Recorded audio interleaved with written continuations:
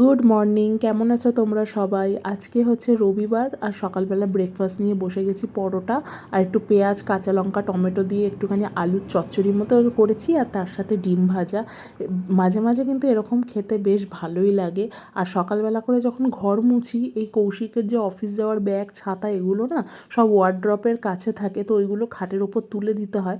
আর ঘর মোছা হয়ে গেলে না সঙ্গে সঙ্গে মনে পড়ে না, তখন বাইরে টুকটাক এটা ওটা কাজ থাকে, তখন সেই কাজগুলো করতে করতে আর মনে পড়ে না। আবার যখন পরে এসে মনে পড়ে তখন এগুলো আবার নিচে নামিয়ে দিই। আর কৌশিক আমার জন্য একটা জিনিস এনেছে, সেটা হচ্ছে শনপাপড়ি। আমরা হয়তো দোকানে দেখি যে যেমন স্কোয়ার শেপ করে থাকা, এটা হচ্ছে শনপাপড়ির গুঁড়ো, মানে এটা বানানোর পরে যেটা ওয়েস্ট থাকে, এটা ওদের ওইদিকে অফিসের ওইদিকে কোন দোকানে পাওয়া যায় আমি ঠিক জানি না, কিন্তু ওখান থেকে এই জিনিসগুলো এনে দিয়েছে। খেতে বেশ ভালোই মজা লাগে। আর আমি কোনোদিন না ওরকম মানে শনপাপড়ির যে গুঁড়ো এগুলো দেখিনি। এমনি আমরা মিষ্টির দোকানে যেরকম দেখি শনপাপড়ি পাওয়া যায় মানে স্কোয়ার শেপের, ওরকমই দেখেছি, কিন্তু ওই গুঁড়োগুলো খেতেও বেশ ভালো মজা লাগে। আর আজকে কি জানি খালি বৃষ্টি হচ্ছে, একবার রোদ উঠছে, আবার একবার বৃষ্টি হচ্ছে, এই করতে করতে জামা কাপড়গুলো যতবার বাইরে মেলছি ভিজে যাচ্ছে। তো ভাবলাম ঘরের মধ্যেই দিয়ে দিই, তাতে মানে ফ্যান যখন চলবে তখন ঠিক শুকিয়ে যাবে। আর কৌশিক আজকে সকালে গেছিলো মাছ বাজার করতে, এখানে অনেক রকমের মাছ এনেছে। আমার যেহেতু চিংড়ি মাছ ভালো লাগে, ওই জন্য চিংড়ি মাছ বেছে বেছে কোনটা বড় সেগুলি এখানে দিচ্ছে। আর মাছের মাথা এনেছে। আমাদের এখানে মাছের মাথাটার দাম একটু বেশি থাকে, কিন্তু মানে দু তিনটে দোকান যদি ঘুরে দেখা যায় তাহলে মাছের মাথার দামটা না একটু মানে কম বেশি থাকে। এতগুলো মাছের মাথা ওই পার পিস মনে হয় 30 টাকা করে নিয়েছে, আর এক একটা দোকান আবার 50 টাকা 100 টাকা করেও হয়। এখানে ও বাজারপত্র সব ঢেলে মাছের কৌটোতে সব মাছগুলো ঢেলে রাখবে, আর শাশুড়ি মা এখানে রান্নাবান্না করছে, কেননা দুপুরবেলা তো খাওয়া দাওয়া আছে, সমস্ত কিছুই আছে, এখানে সব কিছু করে নিয়েছে। আর এই হচ্ছে রোদ উঠেছে, আমি আবার দৌড়ে যেইটুখানি জামাকাপড় হালকা হালকা ভিজেছিল সেইটুখানি দিয়ে দিচ্ছি। ফ্ল্যাট বাড়িতে না প্রচণ্ড পরিমাণে অসুবিধা হয়, ওই জামা কাপড় এমনি বাড়ি হলেও উঠানে কোনো দড়ি বা তার লাগিয়ে দিল, তার উপরে জামা কাপড় শুকিয়ে যায়, কিন্তু এই ফ্ল্যাট বাড়ি হলে না মানে সেই কোথায় জামা কাপড় শুকাবো খুব মুশকিল হয়ে পড়ে বর্ষাকালে। আর এই এখন তো অবশ্য বর্ষাকাল নয়, এখন আমরা আগে জানতাম যে 6টা ঋতু, এখন একটাই ঋতু, সেটা হচ্ছে বর্ষাকাল। আর এইদিকে ও এই টেবিলটাকে রং করছে, কেননা এইটা হচ্ছে কুলার রাখার টেবিল। কুলারটা যেহেতু আমাদের অনেকটাই নিচু, খাটের নিচে রাখলে না গায়ে খুব একটা হাওয়া লাগে না, তো ওর জন্য এই টেবিলটা বানানো হচ্ছে যাতে খাটের ওপরে না তুলে খাটের নিচে রেখেই যেন আমরা হাওয়াটা আর কি পাই। বিকালবেলা চলে গেছিলাম শ্রীভূমি স্পোর্টিং ক্লাবে। আর এই ঠাকুরটা এখানে মানে প্রচণ্ড ফেমাস। যত ঠাকুর তো ভালো করে, তার থেকে বেশি হয় এখানে ভিড়, মারাত্মক পরিমাণে ভিড় হয়। লোক দেখতে পাচ্ছ এখনোই বাজে 3:30 4টে, এত ভিড়। আর দড়ি ফেলে, তো দড়ি ফেললে যেন বেশি অসুবিধা হয়। অনেকক্ষণ লাইনে দাঁড়ানোর পর, অনেক অপেক্ষার পর ফাইনালি প্যান্ডেলের কাছে আসতে পেরেছি। মানে এখানে প্যান্ডেলের কাছে আসা হচ্ছে একটা যুদ্ধ। সেই বেরিয়েছি 4টে, মানে মোটামুটি লাইনে ঢুকে গেছিলাম 4:15-20 মধ্যে, আর এখন বাজে ওই 5:45 নাগাদ। তাই অনেক কষ্ট করে মায়ের কাছে এসছি, ফাইনালি মায়ের মুখ দর্শন করতে পারলাম। আর এখানে না প্যান্ডেলটা যে মানে অনেক কিছু কাজ করাবো অনেক কিছু সেরকম করে না, জাস্ট সিম্পলের ওপর রাখে। প্রত্যেক বছর এক একটা থিম করে, তো সেই থিমের ওপরেই সব জিনিসটাকে, কিন্তু অসাধারণ লাগে। আর প্যান্ডেলে ঢুকতে না ঢুকতেই ওখানকার যারা ভলেন্টিয়ার আছে বেরিয়ে যান করতে থাকে।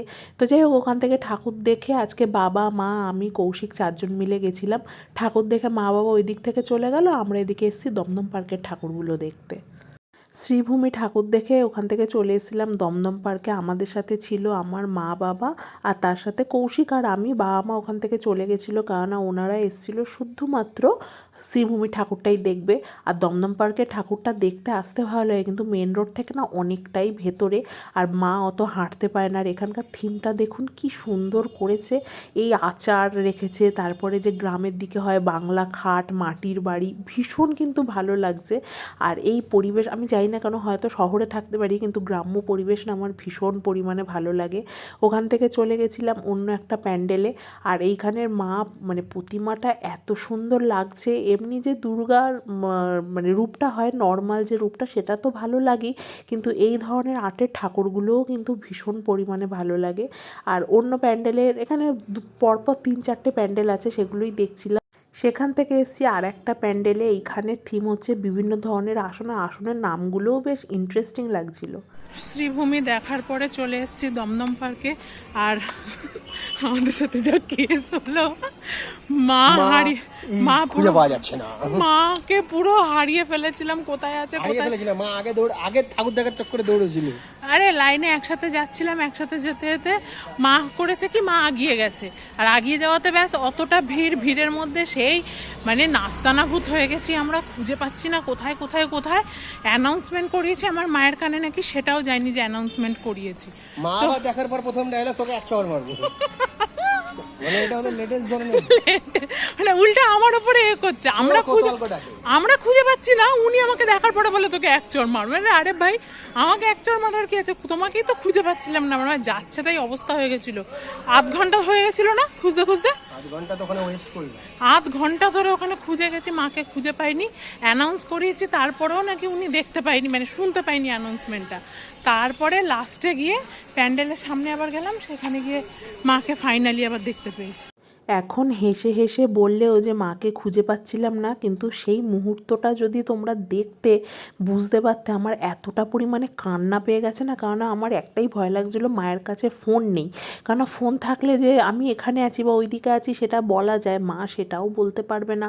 সেই ভয়ে আমার মুখ শুকিয়ে গেছে। কৌশিক এদিক ওদিক পাগলের মতো খুঁজছে, বাবা পাগলের মতো খুঁজছে, মানে যাচ্ছে তাই অবস্থা হয়ে গেছিলো। তাই আমি বলছিলাম যে এখন মানে বলছি সেটা ঠিক আছে, কিন্তু যখন আমাদের সাথে সেই সিচুয়েশানটা হয়েছিল না, কী যে পরিস্থিতিতে তখন ছিলাম, মানে আধা ঘন্টা মানে রীতিমতো চোখ দিয়ে জল বেরিয়ে গেছিলো যে মাকে খুঁজে পাচ্ছিলাম না। আর যেমন বললাম যে এখানকার প্যান্ডেলগুলো একটু দূরে দূরে, তো ওর জন্যই অনেকটা হেঁটে আসতে হয়। মানে একটা প্যান্ডেল দেখে আর একটা প্যান্ডেলে যেতে গেলে মোটামুটি ওই 5-7 মিনিট মতো সময় লেগে যায়। আর এটা হাঁটা পথই, কোনো রকম গাড়ি এখানে করা যাবে না। মানে এই দিকে একটা প্যান্ডেল হলে একটা পুকুর পেরিয়ে পুকুরের ওই পারে একটা প্যান্ডেল, এরকম। আর এই প্যান্ডেলগুলো এত সুন্দর লাগছিল না দেখতে, মানে সব থিমের ওপরে করেছে, ভীষণ ভালো লাগছিল দেখতে। আমার একটু ইচ্ছা ছিল যে মা বাবা আমাদের সাথে থাকবেই, দমদম পার্কটা ঘুরবে। কেন কোনো বছরই মানে দমদম পার্কের ভেতরের রাস্তাটা এতটাই, মা বাবা কোনো দিনই আসে না বা দেখেও না প্যান্ডেলগুলো। আর সত্যি কথা বলতে ভেতরে প্যান্ডেল হলেও প্যান্ডেলগুলো মানে দুর্ধর্ষ করে। আর মা বাবাকে ইচ্ছা ছিল, কিন্তু এক তো বাবা দোকান খুলবে, তার জন্য আর আসলো না। আর মা এতটা হাঁটতে পারবে না, মানে আমরা এখন ইয়ং আছি, আমরা হেঁটে চলে যেতে পারবো, মা বাবার তো বয়স হয়েছে। বাবা আবার বেশি হাঁটলে বাবার বুক ধরপড় করে, আর মা হাঁটলে মায়ের পায়ে ব্যথা, মানে এক একজনের এক এক রকম সমস্যা। ঠিক আছে, হ্যাঁ হ্যাঁ হ্যাঁ, ঠাকুর দেখে এসে এখন ও গুছাচ্ছে ওখানে জামা কাপড়, কারণ যেই জামাগুলো পুজোর কটা দিন পরা হবে, যে জামাগুলো পুজোর কটা দিন পরানো মানে পরা হবে সেগুলো এখানে। ঠাকুরের কাপড়টাও কি এখানে রেখেছো? ঠাকুরের কাপড় ওই তো, এই যে এইটা ঠাকুরের কাপড় রয়েছে, দিদি দিয়ে গেছে, দেখিয়েছি কিনা তোমাদের জানি না। ঠাকুরের কাপড়, গোপুর আছে, তারপরে লক্ষ্মীর আছে এখানে, এই সাদাটা নারায়ণের, সব এখানে দিদি দিয়েছে। আমিও কিছুটা দিদিকে বলেছিলাম আনার কথা। এই যেগুলো গোপুর, এইসব ওইসব গুছিয়ে গুছিয়ে রাখছে। এখন কী কী পুজোতে পরবো না পরবো সেগুলো গোছগাছ করে রাখছে। ঠাকুর দেখে এসেছি, যে মুখে মেকআপ যত ছিল জনসন বেবি অয়েল দিয়ে তুললাম, কারণ আমি কোনো মেকআপের ইউজ করি না। মুখে ঢুকে গেছে। মেকআপের কি বলে, মেকআপ যে বামগুলো হয় ওইও ইউজ করি না। মাইসেলার ওয়াটার আছে, কিন্তু ওটা দিলে আমার এতটা চোখ জ্বলে, গার্নিয়ারের গোলাপিটা, ওটা দিলে এতটা চোখ জ্বলে, ওর জন্য আমি আর দিই না। ওই জন্য জনসন বেবি অয়েল দিয়ে টিস্যু দিয়ে তুলে নিলাম। এবারে স্ক্রাব করা, ফেস ওয়াশ করে এগুলো করবো, নইলে পুজোর কটা দিন যাই হোক টুকিটাকি পাউডার হলেও তো মুখে দেওয়া হয়, ওর জন্য না মুখ দিয়ে ব্রণ বেরিয়ে যায়। এখন আমাদের খাওয়া দাওয়া হয়নি, বাবা ওইখানে শুয়ে পড়েছে, ওষুধপত্র দেওয়া হয়ে গেছে। বাহ, যা যা নেওয়া হবে ওখান থেকে বার করে নেওয়া হবে তো। নাইটি ঠিক আছে, কুর্তি ওপরে হচ্ছে 5-6টা লেগিংস, আর নিচের দুটো জিন্স মিন্তারেতে। আচ্ছা ঠিক আছে। লাল ব্যাগটাই কি গো, তোমার মনে একটা আর্টেলের কিছু নাকি? হ্যাঁ ঠিক আছে। আর এই চাদরটা কোথায় রাখবে? চাদর তো চাদরের সেকশনে। আচ্ছা, আর কাপড়টা গোপুর দে, গোপুর কাপড়টা ফেলে দিয়ে কি করবো না, ওপরে রেখে দেবো। ওপরেই রেখে দাও, ওয়ার্ড্রপের মাথায় রেখে দাও। হ্যাঁ হ্যাঁ হ্যাঁ ঠিক আছে, হ্যাঁ হ্যাঁ ঠিক আছে ঠিক আছে। মনেই করবে যে কি পড়া। হ্যাঁ হ্যাঁ তোমাদেরকে দেখানো হয়নি শ্বশুর মশাই যে শাড়িটা দিয়েছে ওটা ফলস পিকো করে এসছে তো, আর যার দরুন ভাঁজ পুরো নষ্ট হয়ে গেছে, ওই জন্য আবার এখানে ভাঁজ করতে বসেছে। সত্যি আমার এরকম কম্বিনেশনের শাড়ি, এটা পুরো বিয়ের বাড়ি যাওয়ার শাড়ি জানো লাল্টু। এরকম কম্বিনেশনের শাড়ি আমার কাছে আগে কোনোদিনও ছিল না। লাল হয়তো ছিল, এই সবুজ কালারটা আমি কোনোদিন পরি, বটন গ্রিন না।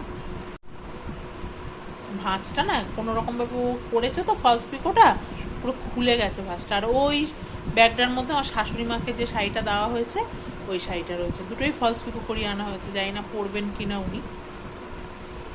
এটা অষ্টমীর দিন পরবো। অঞ্জলি তো এত ভালো শাড়িটা পরে, এটা পরলে বরণ করলে কেমন হয়? সাদা শাড়ি। শাড়িটার ভাঁজ নষ্ট হয়ে গেছিল বলে এতক্ষণ ধরে মানে বিধ্বস্ত হয়ে কতবারের মাথায় করলে, 5বারের মাথায় গিয়ে ফাইনালি প্যাকেটটার মধ্যে ঢোকাতে পেরেছি। তুমি লাগিয়েছো, আমি হলে ওরম করেই ফেলে রেখেছিলাম। হ্যাঁ গো, সিরিয়াস বলছি। সেটাই তো, তুমি মহান, আমি ফালতু। না, মায়ের শাড়িটাও ঠিক করে দাও।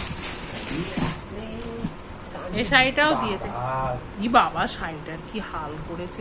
এটা নমিতা কাকিমা তো করে না, যাকে দিয়ে করায় সে এরকম শাড়ি। দেখো কিরম ভাবে। আমি কাকে বলবো?